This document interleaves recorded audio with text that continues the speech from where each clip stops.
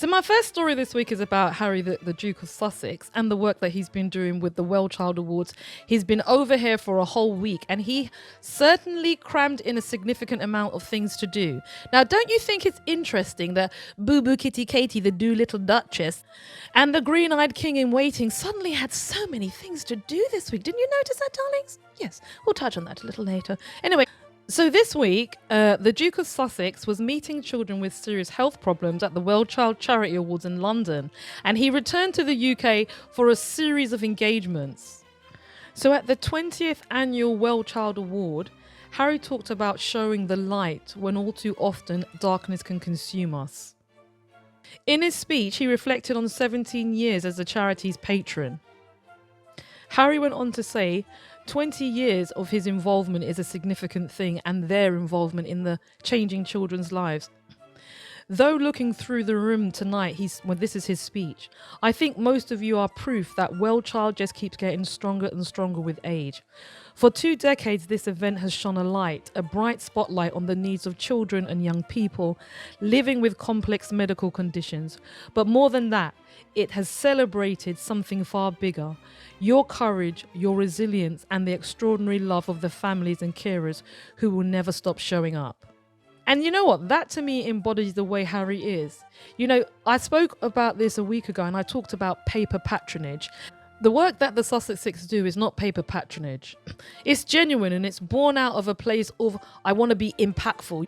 My life needs to make a difference. And this is the reason why whenever I see Harry's, the Duke of Sussex involved in anything, it's something worthwhile. He was here for a whole week, and the amount of things he achieved in a week is so in contrast to what the Doolittle Duchess and the Green-Eyed King in Waiting achieve in a week. It's not even a fair comparison. You know when people call it a false equivalent? It's a false equivalent. The two things just cannot be in the same space in the same sentence. In addition to that, Harry found time to pay respects to his grandmother.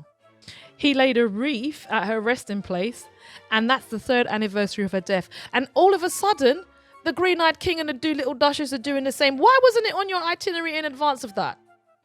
You're just too full of fashion. The cosplay king and his king in waiting and his cosplay wife. Also this week, did you see how much money Harry donated to fight knife crime in Nottingham? £1.1 million. He donated that to children in need to support those particular important activities that are going on in that area. This week, the Duke of Sussex donated £1.1 million of his own personal money to the BBC charity Children in Need, specifically with the hope to address questions around knife crime in Nottingham.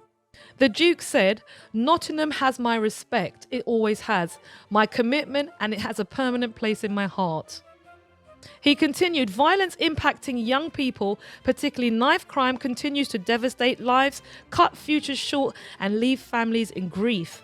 I've been committed to this work for over a decade, not just last week, not 10 seconds ago, not with, like I said, some bot generating a tweet or a piece of digital content. No, I have been committed to this work for over 10 years, and sadly, the urgency today is even greater than it was when I first began. We cannot and we must not look away." This is a person of conviction. The Green-Eyed King could do good to see whether he could even halfway emulate his brother. Harry also donated £500,000 to help the wounded children of Gaza and the Ukraine.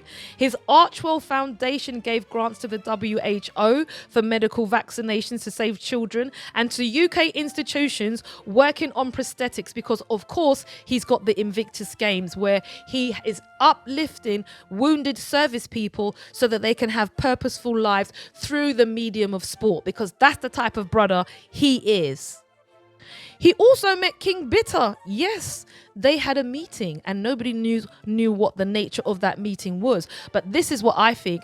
Harry is the embodiment of his mother. He's a person who forgives. He's a person who has a lot of generosity and gratitude. And I believe personally, I don't know, I wasn't there, but just from the nature of what I see and how he moves, I'm sure he's trying to do things, because whether we like it or not, King Bitter is his dad, okay? And even though I rip the stripes off of his dad every week because he deserves it, it's still Harry's dad.